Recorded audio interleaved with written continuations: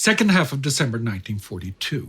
In the first 40 months of this war, 3 of the 4 horsemen of the apocalypse have ridden freely over humanity. Toxo heralding conquest, Pyrrhus bringing war, and Thanatos carrying death. The 4th, Zygon, has always followed on the front lines, but now he will ride free and fast, spreading hunger, starvation, and famine.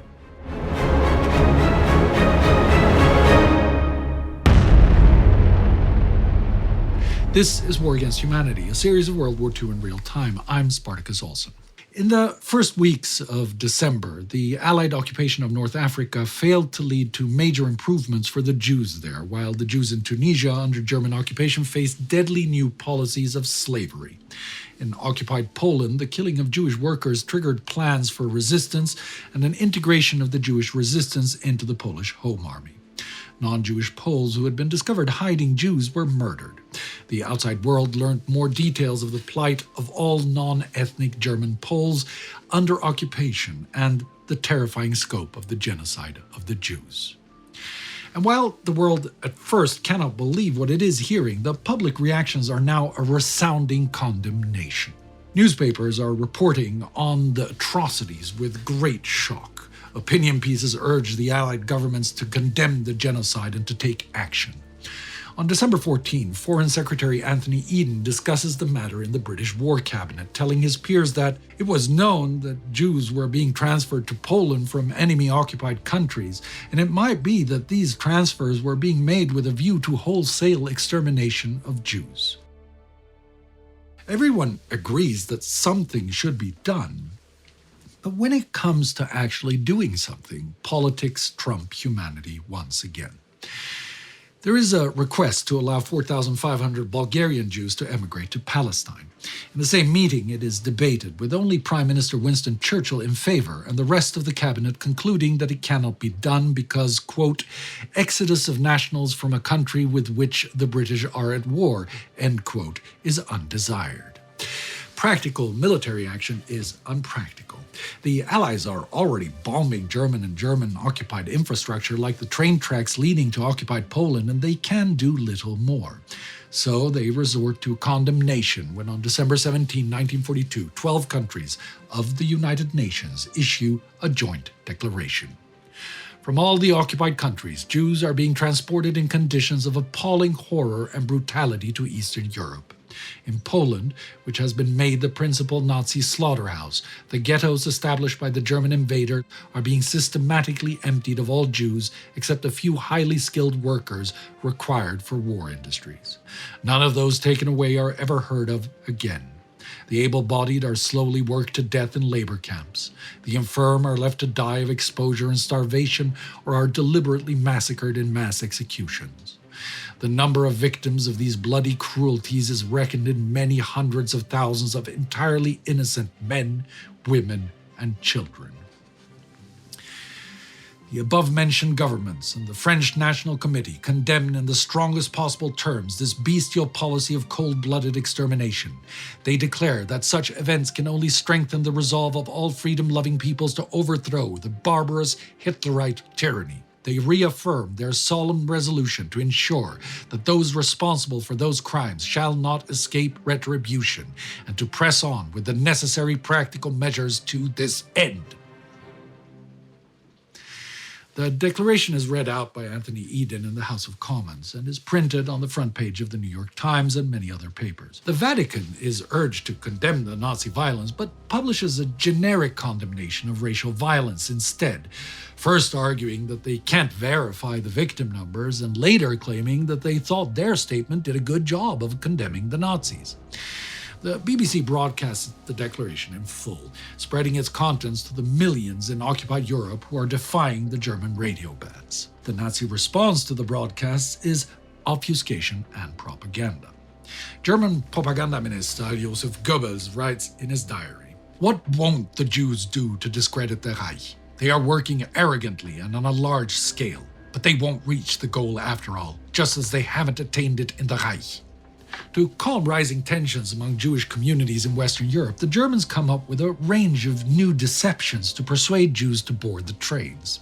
German authorities advertise exchange or reunification programs for people waiting to go to Palestine. The destinations in occupied Poland are advertised as something you'd want to go to. On December 15, 1942, Jews in the Netherlands learned from the Jewish Council that they have received some postcards from labor camps in the East. 83 letters and 18 cards are said to have arrived from fellow Jews working in Birkenau. 37 more come from Theresienstadt and Monowitz. One card describes Monowitz. The food is good, with hot lunches, cheese and jam sandwiches in the evening. We have central heating and sleep under 2 blankets. There are magnificent shower arrangements with hot and cold water.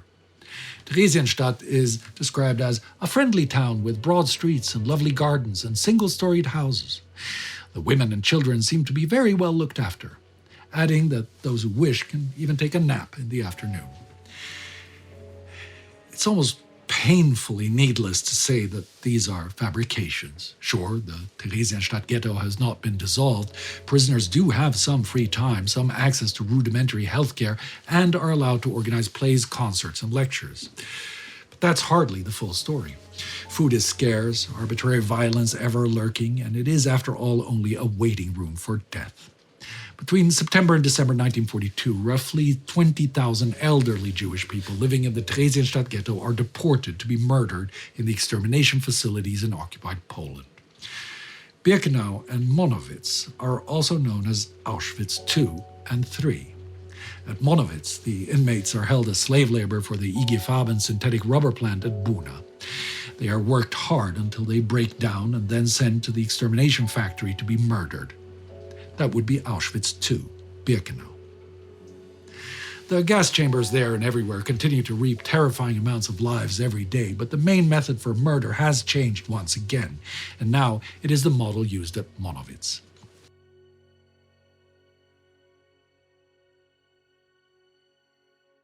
The driving force of change continues to be the desperate demand for slaves for the Nazi economy.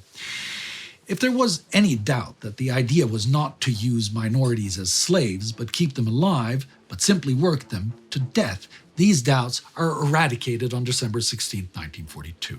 On this day, Reichsführer SS Heinrich Himmler issues decree number 12652/42, which will go into history as the Auschwitz Decree. It orders that all Sinti and Roma inside the Reich are to be deported to Auschwitz-Birkenau to be worked to death.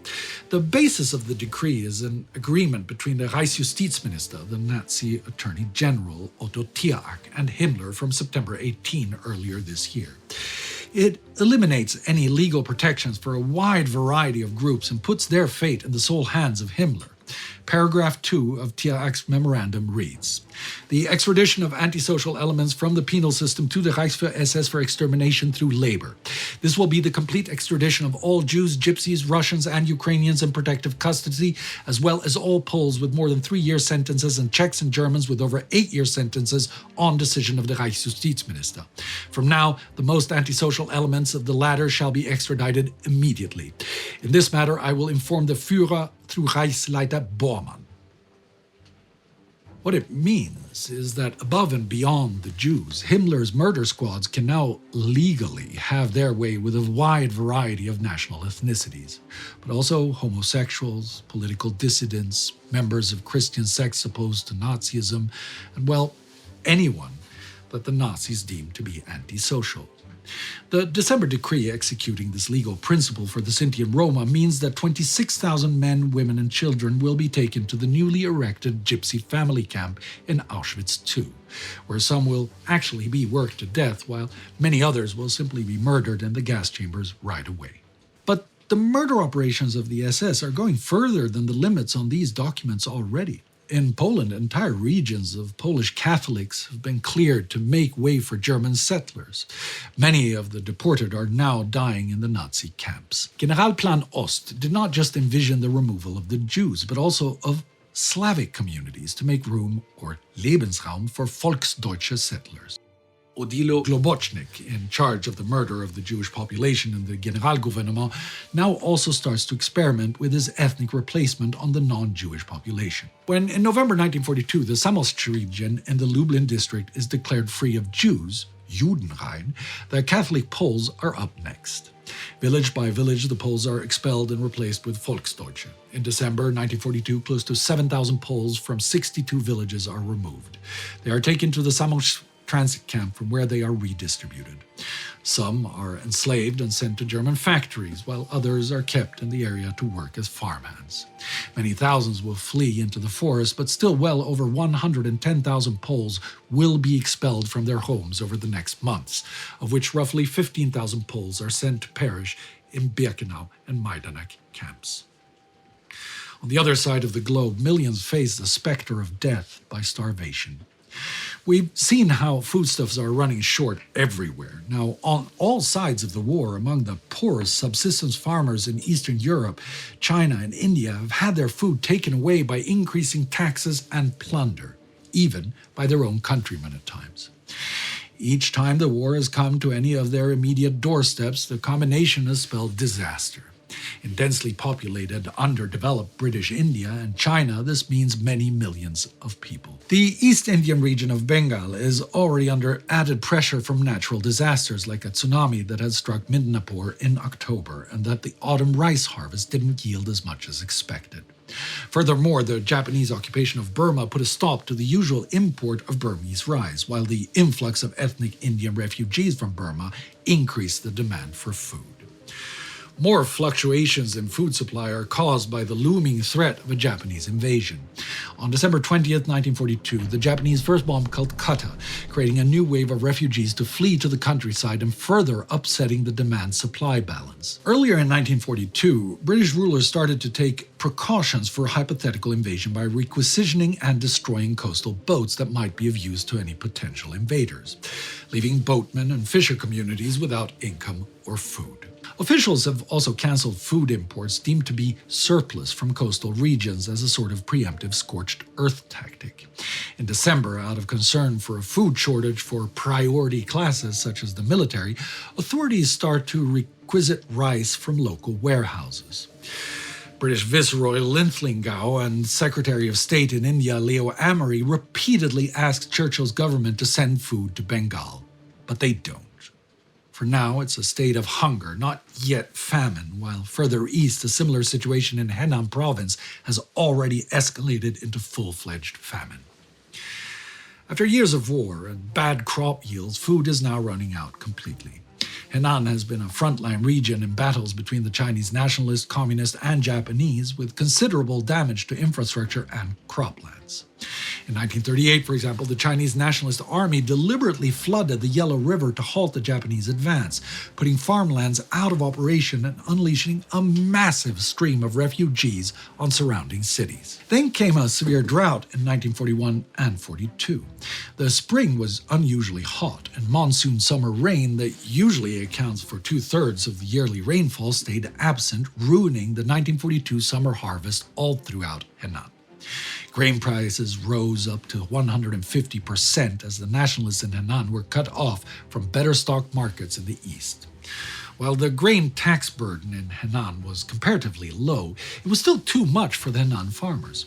But the local government didn't alleviate the tax requirements as warehouses throughout nationalist-controlled China were running low on grain, threatening the food security of the military. But now in December, reports are coming out describing the situation as catastrophic, or better put, a dying hell on earth. Between 30 and 34 million people in the region are suffering, unable to feed themselves and their children. The U.S. ambassador to China estimates that by the end of December, the supply of food will be fully depleted. They won't have anything to eat until the first harvests in April. Foreign journalists, aid workers, and the nationalist government estimate that without relief, the amount of people who risk death by starvation is significantly over 1 million. Civilians resort to eating grass, in a few documented cases even each other, and there are reports that children are increasingly being sold in a bid for survival. Hunger is driving people to desperate acts, or as one contemporary eyewitness, Shang Guofang, writes, Today in Henan, people gather in their thousands and tens of thousands to eat the bark of trees, as the leaves have already been eaten. And so ends the war year 1942 and 40 months of war. In the final episode of our interwar series Between Two Wars, we asked ourselves if the world was ready for war in August 1939, if the world can ever be ready for war. 40 months later, it's safe to say that even if the world would have been ready for war, it was most certainly not ready for this war. War is inhumane by its nature, but this war? Has humanity ever seen anything like it before 1942? I don't think so. Not just the depth, but the width of hatred, the speed with which ideas of division can be spread, the catastrophic effects of failed or purposefully evil decisions by only a few that immediately impact tens of millions of people on the other side of the globe. Weapons and ammunition that can kill faster, more, and worse than ever before. Murder machines on wheels in the water and with wings that humanity only had thought of in nightmares hardly half a century ago. Death in showers of bombs falling out of the sky from planes traveling over 1,000 miles. Methodical grinding away at the life forces of millions through labor in mines and factories. Killing institutions that murder tens of thousands, even little babies, every day, every night, and every day. This is modern war. Never forget.